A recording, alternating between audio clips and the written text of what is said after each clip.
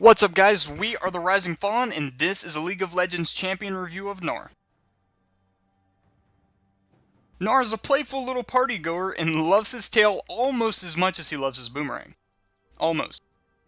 Speaking of boomerangs, we have Gnar's first ability, his Q, Boomerang Throw or Boulder Toss, but we'll get to the other in a bit.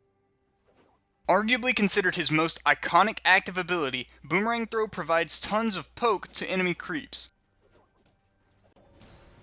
as well as tons of poke to enemy champions.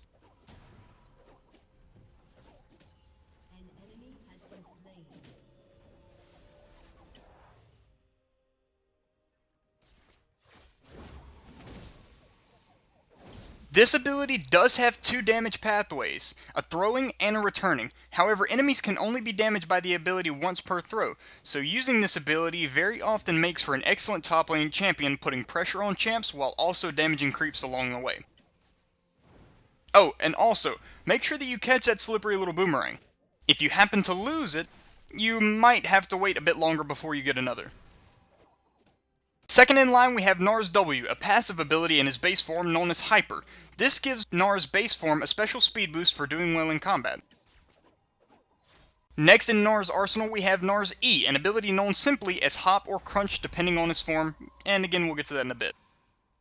Not only does this ability provide Gnar with an incredible positioning system for offense, it also allows him to escape not so favorable situations defensively.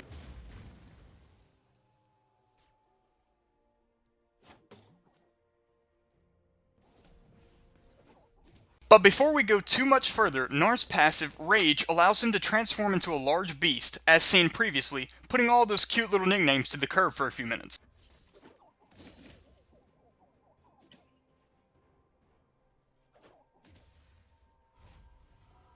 Gnar gains this Rage as long as he casts abilities or remains in combat for a set amount of time.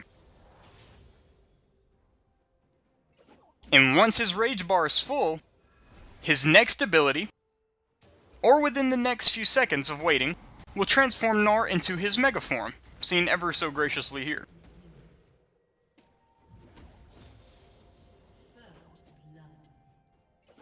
Transforming into Mega Gnar also gives a few benefits, increased attack damage and health. Here, a very close call is made after I dive too far deep into the creep line, mistakenly missing Kael's presence. However, a quick transformation grants me enough health to barely make it out alive.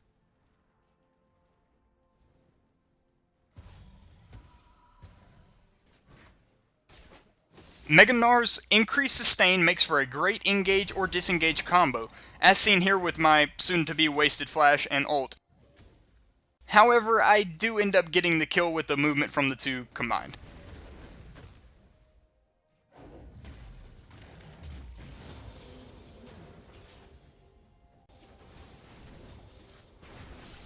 Gnar thrives in the heat of battle with his Rage meter.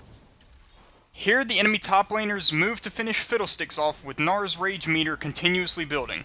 The enemy team mistakenly goes in for the double with Gnar as an easy cleanup kill, but neglect to watch the Rage meter, resulting in my own double kill and some nice farm coins.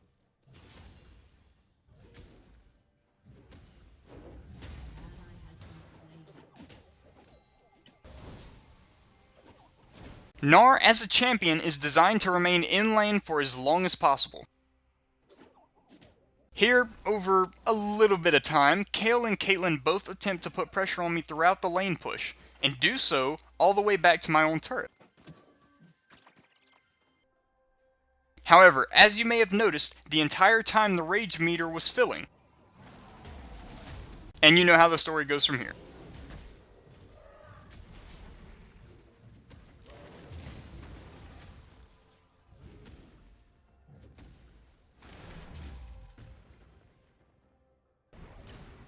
But on another note, you may have also noticed Mega Gnar is an awesome farmer.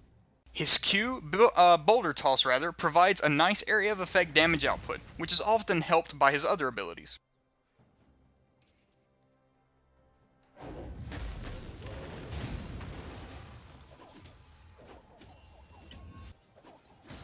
Mega Gnar is also extremely tanky if played properly. Here, my silly buddy Fish Sticks and I were pushing up to the enemy turret when the tides began to turn a bit. It all seemed lost for my Scarecrow friend when I noticed Kaylin's ult appear, but then immediately I dive in the way of the projectile, sparing Fiddlesticks, while also picking up Kaylin's support and drawing attention from Fiddlesticks while he calls back. And apparently Caitlyn wanted lane position more than that easy kill on Fiddlesticks just now.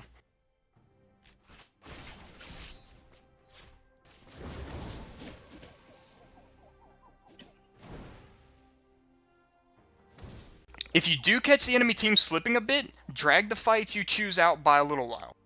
Here, I am forced back to my turret while still poking the enemy creeps for coins and rage.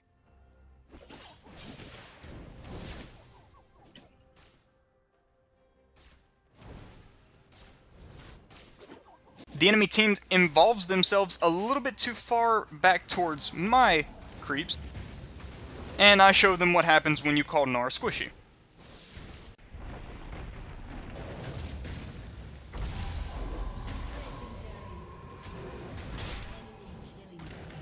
Take that, top lane.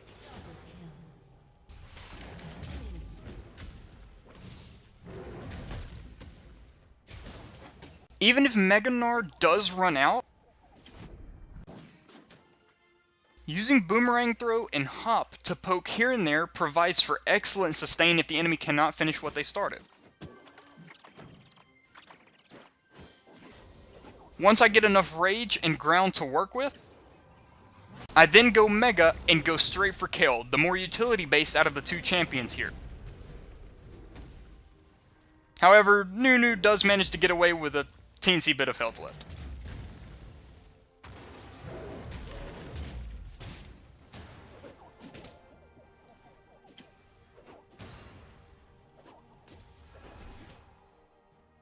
And here I present to you Wombo Combos.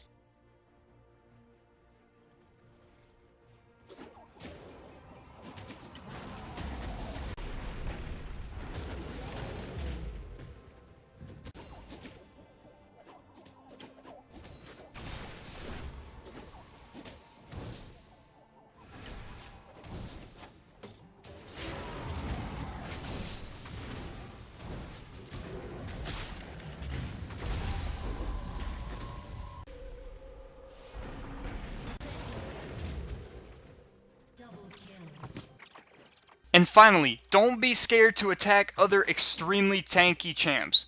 Here, Dr. Mundo pushes me all the way back, forces an ult, and still manages to get away with his ult, increased health regeneration. However, with the minion push, I continued to poke and poke and poke until I finally got him down to enough health where a minion actually finished him off. He just involved himself a little bit too far down lane.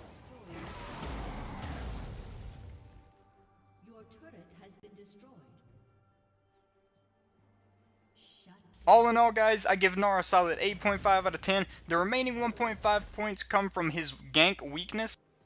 The fact that other gankers could very easily take him out if they were willing to do so while he was in like mid-mega form, and they get him as he's coming out of mega. That's generally whenever he's the weakest.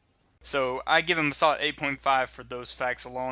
Anyway, guys, that's it for this video. I hope you guys have thoroughly enjoyed it. Hit the like button, comment, subscribe. I'll be doing these twice a week, so send me suggestions on which champions you guys want to see next, and I'll definitely check those out. In the meantime, you guys have an awesome day. Stay safe, and I'll see you guys in the next episode. I can't stop.